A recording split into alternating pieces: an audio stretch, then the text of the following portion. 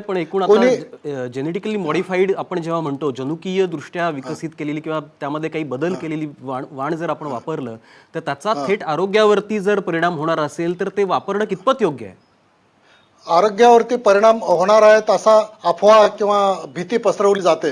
प्रत्यक्षात ही भीती प्रत्यक्षात वास्तवात आलेली आहे का? आज जगभर जवळपास 300-400 कोटी लोक रोज जीएम अन्न खात आहेत आणि त्यांच्यावरती कुठलेही दुष्परिणाम झाल्याचा पुरावा नाही. पण या संदर्भामध्ये जे संशोधन केलं होतं नरदे सर, या संदर्भातलं जे संशोधन उंदरांवरती केलं होतं त्याच्यामध्ये उंदरांच्या आतड्याच्या ज्या काही ज्याला आपण म्हणतो त्या भिंती ताठर झाल्याचं संशोधनामध्ये सिद्ध झालेलं आहे. ते जर अशा पद्धतीचं असेल तर ते आरोग्याला हानिकारक असलं पाहिजे. नाही, हे संशोधन नाही, त्या क्षेत्रातल्या लोकांनी हे संशोधन नाकारलेलं आहे आणि हे संशोधन चुकीच्या माहितीवरती आणि चुकीच्या पद्धतीने हे निष्कर्ष काढलेले आहेत. हे स्वतः त्या संशोधन करणाऱ्या शास्त्रज्ञांनी नंतर मान्य केलेलं आहे.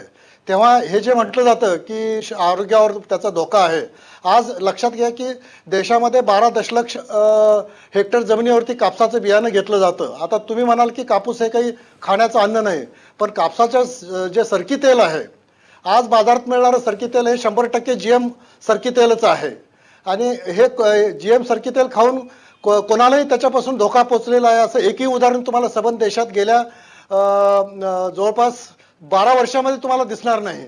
आणि अशा परिस्थितीमध्ये धादांत खोटी अफवा पसरवून जीएम तंत्रज्ञानाबद्दल लोकांच्या मनामध्ये दिशाभूल करून भीती पसरवण्याचा प्रयत्न हे लोक करतायत.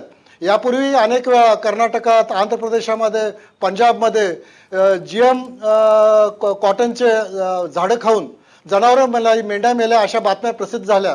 प्रत्यक्षात ज्यावेळी या बातम्या तपासल्या गेल्या त्यावेळी ह्या बातम्या सगळ्या खोट्या होत्या असे सिद्ध झालेलं आहे. आणि जगभर आज अमेरिकेत सर्व लोक जीएम अन्न खात आहेत, त्यांना काही झालेलं नाही. ब्राझीलमध्ये खात आहेत, भारतात खात आहेत, चीनमध्ये खात आहेत, तर कुठेही काही झाल्याचं एकही उदाहरण नाही. आणि जर हे लोक म्हणतायत, जे जीएमचे विरोधक म्हणतायत की जीएम अन्नापासून धोका आहे, तर आम्हाला त्याचं एक तरी उदाहरण दाखवा. एक जे सुजताईंच्या ज्या उंदराचं जे उदाहरण दिलं जातं त्यानंतर अनेक संशोधनं प्रसिद्ध झालेली आहेत आणि हे निष्कर्ष चुकीचे आहेत हे यापूर्वी सिद्ध झालेलं आहे. त्यामुळं पुन्हा पुन्हा जे संशोधनं नाकारली गेलेली आहेत तीच उदाहरणं देऊन हे लोकांची दिशाभूल करण्याचा प्रयत्न करतायत. आणि जीएम तंत्रज्ञान सुरक्षित आहे हे भारतामध्ये आता सिद्ध झालेलं आहे. आपण आजवर सरकी तेल खातोय, जीएम सरकी तेल खातोय, त्याचा काही दुष्परिणाम माणसांच्यावरती झालेला दिसत नाही. बीटी कॉटनचं पीक निघाल्यानंतर धनगर किंवा गुराखी तिथं चारून बीटी कापसाची झाडं खातात, तर पण त्यांनाही काही झाल्याचं उदाहरण नाही. त्यामुळं हे सगळं दिशाभूल करणारं आहे आणि शेतकऱ्यांना एक फायदेशीर आधुनिक तंत्रज्ञानापासून वंचित करणारं आहे. आणि इतकंच नव्हे तर आज बीटी कॉटन आल्यानंतर 2002 साली या देशातलं कापसाचं उत्पादन केवळ 140 लाख गाठी होतं. बीटी तंत्रज्ञान आल्यानंतर गेल्या 12 वर्षामध्ये 140 वरून 365 लाख गाठीचं कापसाचं उत्पादन वाढलेलं आहे. बरोबर आहे, तुम्ही म्हणता कापसाच्या गाठीचं उत्पादन वाढलं असं म्हणता बीटी कॉटनच्या सगळ्या आल्यानंतरच्या सगळ्या याच्यामध्ये प्रोसेसमध्ये. पण असं असताना विदर्भातल्या कापूस उत्पादक शेतकऱ्यांच्या आत्महत्या काही थांबलेल्या नाहीत. या आत्महत्या बीटी नव्हत्या त्यावेळी देखील आत्महत्या होत होत्या. केवळ बीटी कॉटनमुळे आत्महत्या होत आहेत याचा पुरावा एकही तुम्हाला सापडणार नाही. प्रत्येक समाजामध्ये 1 लाखामध्ये 20 ते 25 लोकांच्या आत्महत्या होत असतात. आणि ह्या विदर्भातल्या ज्या आत्महत्या आहेत याचा थेट संबंध बीटीशी तुम्ही लावू शकत नाही. जर शेतकऱ्यांना बीटी कॉटन हे जर फायदेशीर वाटलं नसतं तर शेतकऱ्यांनी ते बियाणं नाकारलं असतं. जे तंत्रज्ञान शेतकऱ्यांना फायदेशीर वाटतं तेच तंत्रज्ञान शेतकरी स्वीकारतो. आणि जर हे शेतकऱ्यांना बीटीची भीती दाखवणारे हे जे लोक जर शेती करत असतील तर ते खात्रीने बीटी बियाणंच वापरतील, याबद्दल मला कोणतीही शंका नाही. हे निष्कारण बीटी तंत्रज्ञानाबद्दल समाजात भीती पसरवून शेतकऱ्यांना त्याच्यापासून वंचित करण्याचा हा प्रयत्न आहे.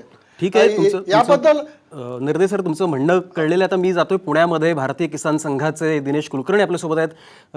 दिनेश कुलकर्णी, तुम्ही मगाशी भार्गव सरांचं म्हणणं ऐकलेलं आहे, आता नरदे सरांचं म्हणणं पण ऐकलेलं आहे. एकूण आता जे नरदे सर म्हणतात की जीएम तंत्रज्ञानाच्या बद्दल लोकांची दिशाभूल केली जाते आणि भारतीय किसान संघाचा त्याला थेट विरोध आहे, काय सांगाल? डॉक्टर भार्गव सरांनी जे सांगितलेलं आहे, डॉक्टर भार्गव हे आपल्या देशातले सेल्युलर टिश्यू कल्चरमधले सर्वात मोठे सायंटिस्ट आहेत. या देशामध्ये जेव्हा ह्या विषयावरचं संशोधन सुरू झालं तेव्हा केंद्र सरकारने डॉक्टर पुष्प भार्गवांच्या अध्यक्षतेखाली समिती नेमली होती. असा जो माणूस आहे की ज्यांनी ह्या विषयाचा समग्रपणाने अभ्यास केलेला आहे, तो जर याचा विरोध करतो तो समजून घेतला पाहिजे. केवळ विरोधासाठी विरोध करणं हे बरोबर नाही आहे. मग आमचे गिरधर पाटील म्हणत असतील किंवा नरदे जरी म्हणत असतील तरी त्यांनी ह्या विषयाला समजून घेतलं पाहिजे. तुम्ही जर कॉटन रिसर्च सेंटर कॉटन नागपूरचं आहे त्याच्याकडे जर जाऊन याच्याकडची माहिती घेतली, ज्यावेळेला बीटी कॉटन आलं तर त्याच वेळेस आम्ही याची माहिती घेत होतो, तर त्याच वेळेला त्यांनी असं सांगितलं होतं की याच्यामध्ये पुढच्या कालावधीमध्ये याच्या प्रतिरोधन निर्माण होतील आणि याच्यामध्ये पुढच्या तुम्हाला पिढ्या निर्माण करायला लागतील. आज आपण पाहतो आहोत की क्राय 1 पासून क्राय 3 पर्यंत कॉटन निर्माण झालेला आहे. दुसरा जो साईड इफेक्ट झालेला आहे की आज रसशोषक कीट जी आहे, पांढरी माशीचा मोठ्या प्रमाणात प्रादुर्भाव झालेला दिसतोय. या पांढऱ्या माशीमुळेच मराठवाड्यातला आणि विदर्भामधला शेतकरी खूप त्रस्त झाला होता. तो त्रस्त झाला असताना त्यांनी देशी वाणाचा प्रचार प्रसार केला होता. दुर्दैवाने आपल्या देशामध्ये काय झालं आहे की आपण कोणत्या तरी एखाद्या विचाराचा विचार करत असताना विरोधासाठी विरोध करतो. त्यामुळे विरोधासाठी विरोध न करता त्याच्या पाठीमागचे काय लॉजिक हे समजून घेतलं पाहिजे. आता कापसाचाच विषय घेतला तर कापसामध्ये प्रॅक्टिकली आज मॉन्सेंटो कंपनीची मॉनोपॉली आपल्या देशामध्ये झालेली आहे. आज वेगवेगळ्या कंपन्या दिसत असतील पण सगळ्याची रॉयल्टी मॉन्सेंटोला जाते आणि मॉन्सेंटोच्या माध्यमातून ती बाहेर जाते. त्यामुळे हाही विचार करण्याचा विषय आहे की आम्ही बियाणं कोणाच्या हातात देतो आहोत. दुसरा विषय याच्यातला आहे की जो गिरधर पाटलांनी म्हणलं होतं की चाचण्यांना विरोधाचा. भारतीय किसान संघाच्या वतीने मला हे सांगायचं आहे आणि भारतीय किसान संघ ही या देशातली सर्वात मोठी शेतकऱ्यांची संघटना आहे, हे पण मी आपल्या नम्रपणे निदर्शनास आणून देऊ इच्छितो. संपूर्ण देशामध्ये काम करणारी एकमेव गैरराजनैतिक संघटना म्हणून भारतीय किसान संघ काम करते. आम्ही जे फील्ड ट्रायल्सच्या संदर्भातला विरोध करतो आहोत तो विरोध याच्यासाठी करतो की ही टेक्नॉलॉजी इरिव्हर्सिबल आहे. आपल्याकडे गाजर गवताच उदाहरण आहे. गाजर गवत ज्यावेळेस आमच्या देशामध्ये आलं PL 480च्या अंतर्गत, तर अजूनही आपण त्याचा त्रास भोगतो आहोत. तर जेव्हा ही टेक्नॉलॉजीचा प्रचार प्रसार होईल आणि त्याच्यातून परागीभवन होईल त्याच्या ट्रायलवर कोणाचा कंट्रोल आहे? आम्ही ट्रायलला विरोध केलेला नाही, आम्ही फील्ड ट्रायलला विरोध केलेला आहे. तुम्ही जर लॅबोरेटरीमध्ये लॅब कंडिशन्समध्ये करणार त्याच्याच काही प्रयोग करणार असाल तर त्याला आमची काही अडचण नाही आहे. पण जेव्हा तुम्ही फील्ड ट्रायल करता त्याच्यावर कोणताही कंट्रोल राहू शकत नाही.